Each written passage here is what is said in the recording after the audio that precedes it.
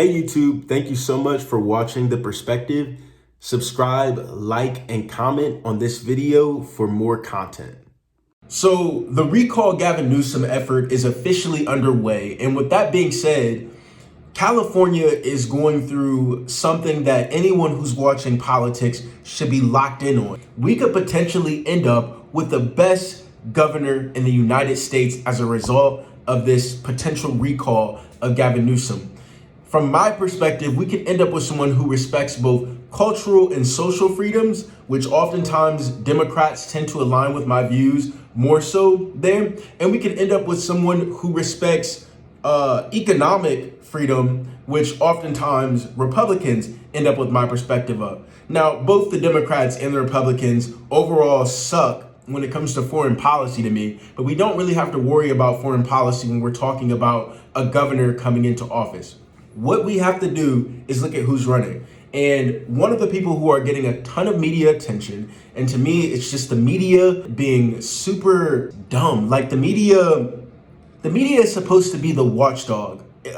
I believe it was expressed before that the media is supposed to be the fourth branch of government. It's supposed to be a check on the power of government. So the media is a mess, and they're being a mess here.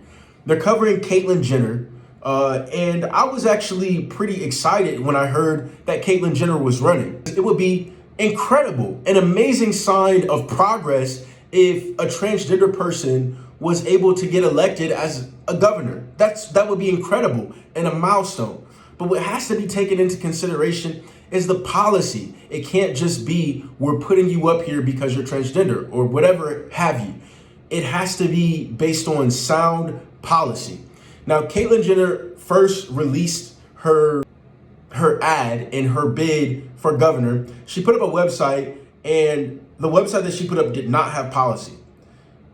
To me, if you're running for governor, the most important part of your page is not the donate here. That's probably very important as governor.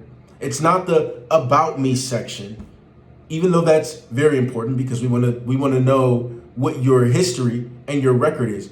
What's most important is there needs to be an issues, solutions, or whatever you want to call it, but there needs to be a page that talks about what you plan on doing as governor. Period. There needs to be a page that says, this is what I'm going to do, and this is what I stand for. And Caitlyn Jenner, when she first released her campaign page, had nothing of the sort. Nothing of the sort. And she's in a position where I believe that she could position herself to win this race. She has great name recognition. She is known as a Republican, but what she could have done here with her launching her campaign is, you know what? I am a Republican. You run as a Republican. What you need to understand is you're in a blue state. You're in a blue state. Going on Hannity's show, going on Fox News, and I'm not opposed to you doing that. And I'm going to get into why I'm opposed to the way that she did that in a second.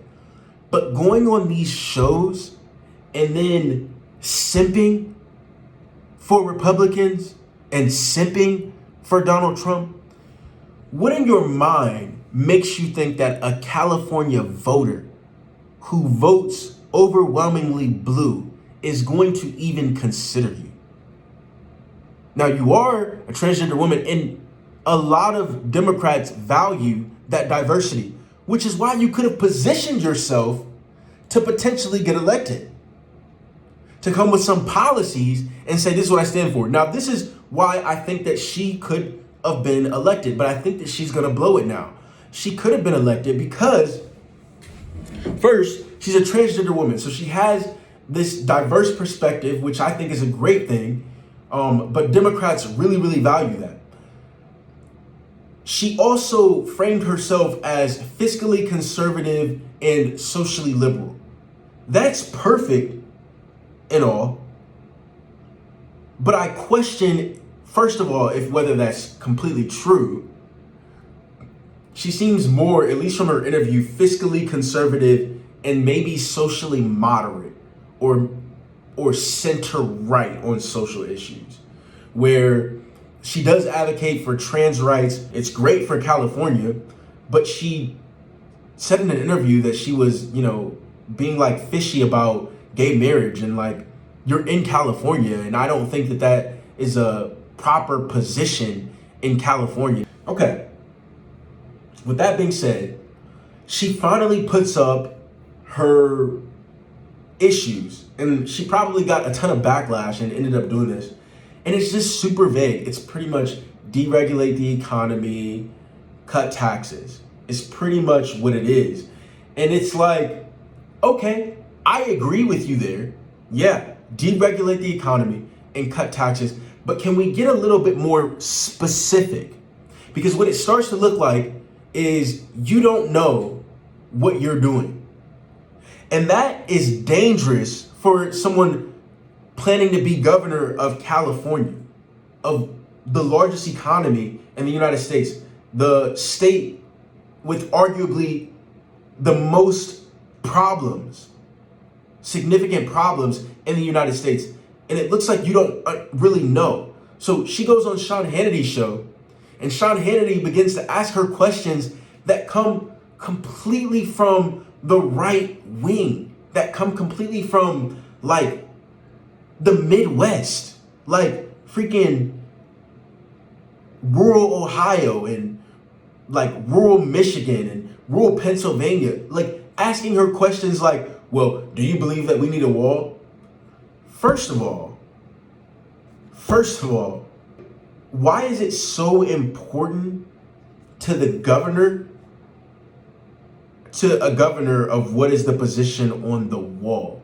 Like, yes, that's important, but it definitely shouldn't be like your number one priority as governor. Like on your like campaign, you're like, oh, build the wall. Okay, but what about, that's something for the federal government to handle, but what about here in the state of California? And the number one issue that Californians are talking about and are dealing with is homelessness and the cost of rent. So at the end of the day, I'm not going to spend as much time on Caitlyn Jenner's candidacy because I feel like she blew it already. She's pandering. She kept like, and you could tell that she was kind of like more progressive on the issue of immigration by the stuff that she was saying than Sean Hannity was, but she wasn't willing to like speak up, like and authoritatively say like she's running for office. She's acting like she's running for office in freaking Mississippi or Tennessee. Like, you're running for office in California. Like, do you think Californians want deep state Mississippi, like deep in the rural areas of Mississippi, saying things like, oh yeah, I support building the wall, or even something super radical like, oh yeah, like deport all the illegal immigrants and restrict border entry and restrict immigration entry, might get you some brownie points. But in California, is that really what Californians want? Especially if in your heart, you're more moderate on immigration. And you can tell she's telling this story about an immigrant that she knows and that she wants to give, amnesty to the people that are here. But in the interview, she's like scared to say it. Like, doesn't really want to offend Sean Hannity and doesn't really want Sean Hannity to come down. And I think that has a lot to do with she probably doesn't know a lot of the facts behind immigration, why immigrants are good for the economy. What would have been a good position, in my opinion, to take is, yes, I support immigration, but I also support limiting state funding. I support limiting access to government programs until we deal with the debt in California, until we deal with the crackdown on the ability of the economy to grow in California because of these programs and the bureaucracy. Until we deal with that, we need to do this about social spending and social welfare, and not just immigrants, but in general. She goes into the immigration thing. She goes into the issues of, he asked her, is it going to be what did he say? A refugee or sanctuary state or something like that. And she does like this weird thing where she says, I want it, where she like completely disregards what he's saying about immigration. And most of his interview is about immigration. Well, a good chunk of it. She goes into like, oh, I want it to be a sanctuary for businesses. Like, number one, you didn't answer his question. Number two, this just seems like, to anybody who's watching with a speculative eye, like a bunch of crap. I don't know how you're going to actually govern when I'm like guessing from your body language, your cues in this interview. And it just seems like crap. It just seems like crap. And if I was in California and I was considering for someone for governor, she would have caught my eye initially. But after this last week, I will be looking at someone else. Straight up. I will be looking at someone else. The sad thing about this is, it would have been great to have a Republican who was transgender, because of how much Republicans are attacking transgender people. Would have been nice to move the Overton window on the conversation to the left on transgender equality amongst conservatives. Because at one time, they were doing it to gay people. I mean, they still are to a certain extent, but not as much as they were when it was people championing gay rights. They were heavily against gay marriage and marriage equality. Whatever.